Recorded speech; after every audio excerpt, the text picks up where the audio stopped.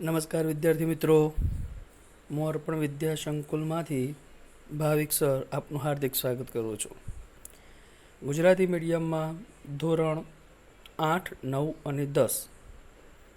માટે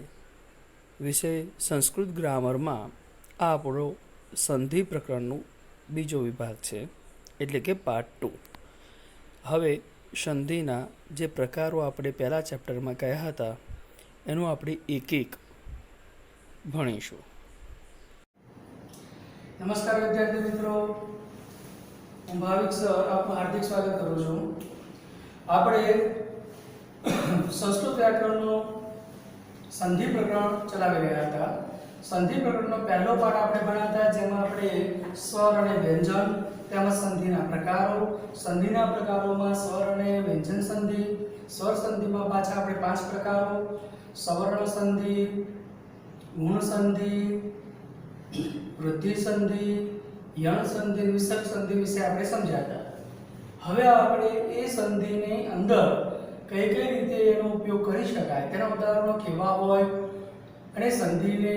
શું કહેવાય છે તે પ્રમાણે આપણે જોઈએ. તો આપણે સંધિ પ્રકરણનો આજે બીજો ભાગ એ આપણે જોઈએ. એમાં પહેલું છે સ્વર સંધિમાં સવર્ણ સંધિ. સવર્ણ એટલે શું? તો સવર્ણ એટલે બે સજાતીય સ્વરો, બે સજાતીય સ્વરોના જોડાણને સંધિ, સવર્ણ સંધિ કહેવાય. બે સજાતીય સ્વરોના જોડાણને શું કહેવાય? સવર્ણ સંધિ. સજાતીય સ્વરો એટલે કેવા? તો અ ની સામે અ હોય, ઈ ની સામે ઈ હોય અને ઉ ની સામે ઉ હોય. તો અહીંયા જુઓ, અ પ્લસ અ, આ પ્લસ આ, અ પ્લસ આ કે આ પ્લસ અ, તો પણ બરાબર આ જ થવાનો છે. એવી રીતે રીત નંબર 2, ઈ પ્લસ ઈ, મોટો ઈ એટલે દીર્ઘ ઈ પ્લસ દીર્ઘ ઈ, નાનો ઈ પ્લસ મોટો ઈ એટલે હ્રસ્વ ઈ પ્લસ દીર્ઘ ઈ, અને મોટો ઈ પ્લસ નાનો એટલે દીર્ઘ ઈ પ્લસ નાનો ઈ, તો એ મોટો ઈ થવાનો. મોટા ઈ ની નિશાની આ પ્રમાણે હોય છે વિદ્યાર્થી મિત્રો, આ પ્રમાણે. અને નાનો ઈ આપણે ઊંધી સાઈડ હોય છે. ઉ પ્લસ ઉ, દીર્ઘ ઉ પ્લસ દીર્ઘ ઉ, હ્રસ્વ ઉ પ્લસ દીર્ઘ ઉ અને દીર્ઘ ઉ પ્લસ નાનો એટલે કે હ્રસ્વ. એનું નિશાની નીચે પ્રમાણે આટલા પ્રમાણે હોય છે. હવે એના ઉદાહરણો જોઈએ વિદ્યાર્થી મિત્રો. તો રામ પ્લસ અનુજ, તો રામ પ્લસ અનુજ, તો મ ની અંદર અ સ્વર આપેલો છે અને અનુજનો અ. તો હવે અ પ્લસ અ બરાબર આ થાય. અ પ્લસ અ બરાબર શું થશે વિદ્યાર્થી મિત્રો? આ. હવે આ આની અંદર જતો રહેશે અને આ બની જશે, તો શું થશે? રામાનુજઃ, રામાનુજઃ આવું કંઈ બનશે વિદ્યાર્થી. હવે એ જ રીતે જોઈએ ભોજન પ્લસ આલયઃ. તો ભોજનની અંદર અ છે અને પાછળ આપ્યો છે આ, એટલે અ પ્લસ આ બરાબર આ થવાનો છે. તો બે જોઈન્ટ કરો, આ અને અ બે જોઈન્ટ થઈ જશે અને થઈ જશે ભોજનાલયઃ, ભોજનાલયઃ. ત્રીજું જોઈએ વિદ્યા પ્લસ આલયઃ. તો વિદ્યાની અંદર આ છે અને પાછળનો શબ્દ પણ આ છે, એટલે આ પ્લસ આ બરાબર પણ આ થશે. હવે બે જોઈન્ટ કરો, આ અને આ, તો પણ શું થશે? આ, એટલે વિદ્યાલયઃ, વિદ્યાલયઃ આ પ્રમાણે બન્યું. બરાબર. જો વિદ્યાર્થી મિત્રો ફરીથી અ પ્લસ અ હોય તો પણ આ થશે, અ પ્લસ આ હોય તો પણ આ થવાનું છે, અને આ પ્લસ આ હોય તો પણ આ જ થવાનું છે. છૂટી પાડતી વખતે ખાસ કરીને આપણે વર્ડ એટલે કે શબ્દો ઉપર વધારે ભાર આપવાનો છે. તો રામાનુજ હોય તો છૂટું પાડતી બે આપણને ખબર હોવી જોઈએ કે રામ શબ્દ છે, રામા શબ્દ નથી આવતો. તો રામ પ્લસ અનુજ તો રામાનુજ થાય.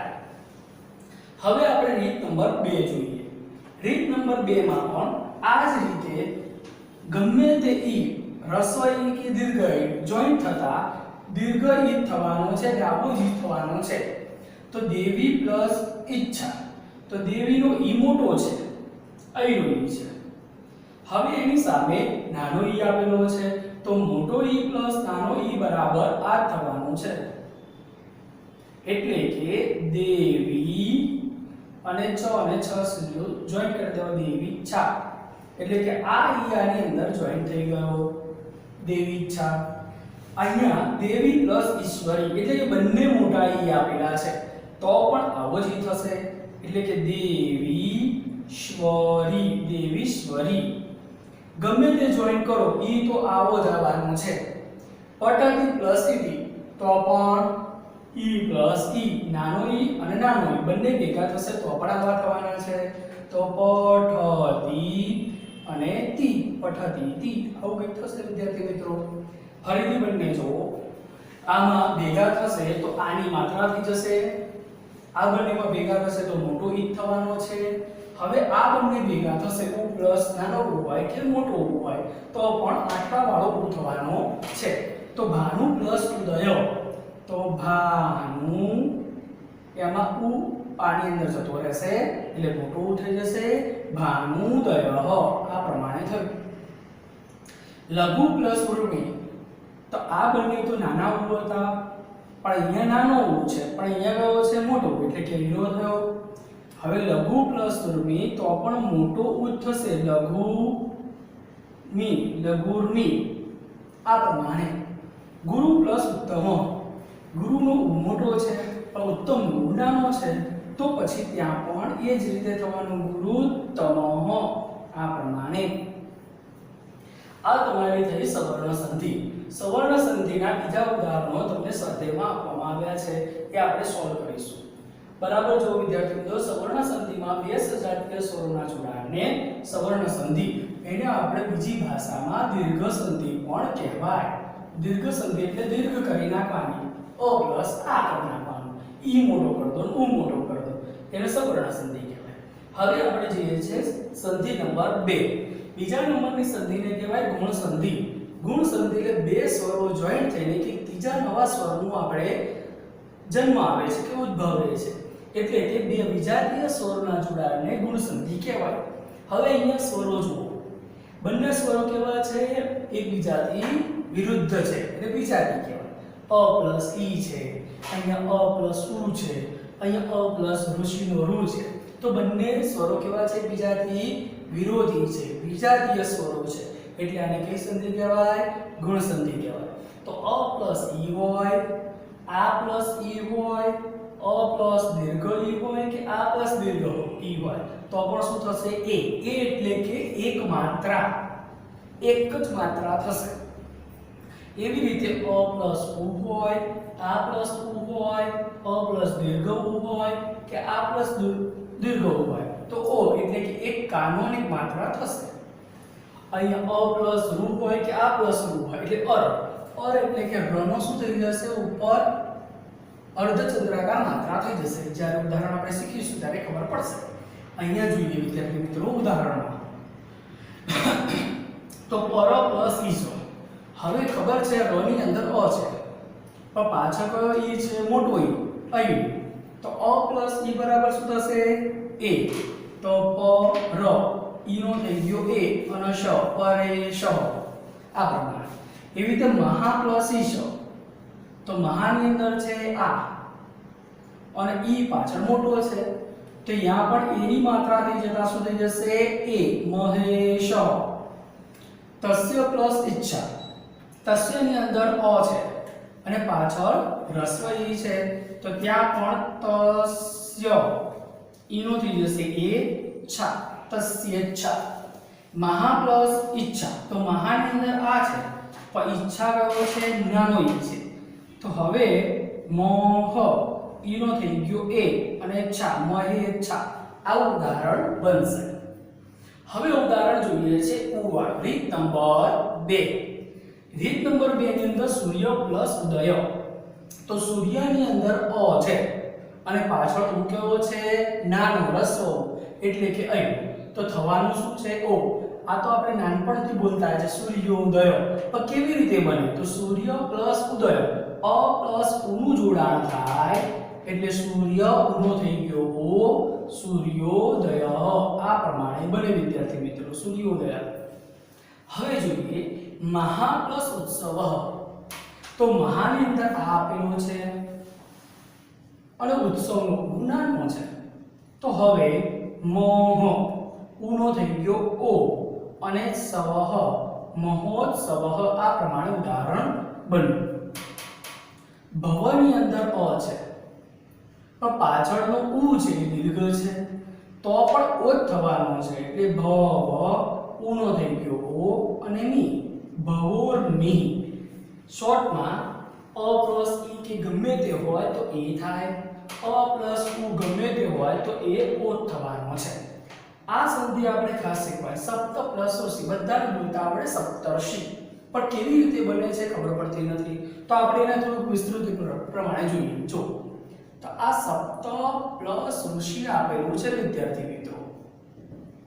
તો ઋણો થઈ જશે અર સપ્ત પ્લસ અર પ્લસ સી આવું થયું વિદ્યાર્થી મિત્રો હવે પરસવર્ણ એટલે આગળ પાછળનો જે સ્વર હોય એ એક થઈ જાય એટલે સપ્તનું સપ્ત જ રહેશે અહીંયા સપ્તા નહીં થાય આવું નહીં થાય વિદ્યાર્થી મિત્રો કેમ કારણ કે પરસવર્ણ આગળ પાછળનો શબ્દ ભેગો થઈ ગયો એટલે સપ્ત થઈ ગયું હવે અડધો ર છે અડધો ર હંમેશા પાછળનો જે વ્યંજન હોય આ જે પાછળ વ્યંજન છે એના ઉપર આમ અર્ધચંદ્રાકાર માત્રાથી જશે એટલે શું બનશે સપ્તર્ષિ આવી રીતે સપ્તર્ષિ બને છે એટલે હવે આનો જવાબ શું બનશે સપ્ત ઋણો આપણે સીધો અહીંયા રેફ કરી નાખો એટલે શું થઈ જશે સપ્તર્ષિ એવી રીતે મહા પ્લસ ઋષિનું કરવું હોય તો શું થશે વિદ્યાર્થી મિત્રો મહર્ષિ આ પ્રમાણે સિમ્પલ રીત છે હજુ આના કરતા જો સિમ્પલ રીત જોવી હોય તો પણ આપણે જોઈ શકીએ છીએ સૌથી સરળ સંધિ છૂટી પાડવામાં જો હોય તો એ છે આ સંધિ હવે સપ્તર્ષિને મારે છૂટું પાડવું છે જો વિદ્યાર્થી મિત્રો બહુ સરળ છે સપ્તર્ષિ આની સંધિ મારે છૂટી પાડવી છે તો જ્યાં રેફ કરેલું મારે ઉદાહરણ છે એ જ સીધું પકડવાનું એટલે આ જે રેફ છે લઘુ બનાવી દો જેના ઉપર રેફ છે એ શબ્દ પાછળ લખી દો ઋષિ થઈ ગયો હવે આગળનો શબ્દ અંદર મૂકી દો સપ્ત પતી ગયું સપ્ત પ્લસ ઋષિ એવી રીતે મહર્ષિ તેવી રીતે જ થશે મહા પ્લસ ઋષિ એવી રીતે દેવર્ષિ તો દેવ પ્લસ ઋષિ બ્રહ્મર્ષિ તો બ્રહ્મા પ્લસ ઋષિ રાજર્ષિ તો રાજ પ્લસ ઋષિ અથવા રાજા પ્લસ ઋષિ આવા બધા ઉદાહરણો થાય છે હવે આ જે ઉદાહરણો આપેલા છે એ ઉદાહરણો તમને અહીંયા સ્વાધ્યાય આપેલો છે જેની અંદર મુખ્યત્વે 15 ઉદાહરણો છે આ 15 ઉદાહરણો તમારા સવર્ણ સંધિ એટલે દીર્ઘ સંધિ અને ગુણ સંધિ આ બંનેના ભેગા ઉદાહરણો આપેલા છે એકવાર બધા હું બોલી જાઉં છું કદાચ કોઈને વંચાય નહીં કે એની અંદર તમે સાંભળીને પણ કરી શકો છો પહેલું છે લઘુત્તમ આ ઉ મોટો છે લઘુત્તમ બીજા નંબરમાં છે ભાગ્યોદય બીજું કયું છે ભાગ્યોદય ત્રીજું છે મહર્ષિ અહીંયા આપેલું છે પાછું અહીંયા આપેલું છે મહર્ષિ ત્રીજું છે દેવર્ષિ પાંચમું છે વૃદ્ધાવસ્થા છઠ્ઠું ખલુષ્ણ ઉ મોટો છે એટલે આ વાળી સંધિ આવશે ખલુષ્ણ મહોર્મીમાં ઉ પ્લસ ઓ વાળું થશે એટલે મહોર્મી વાળું આવશે રાજર્ષિમાં વિસર્ગનો અહીંયા રેફ થઈ ગયું રાજર્ષિ આ આવશે કર્ણેન્દ્રિય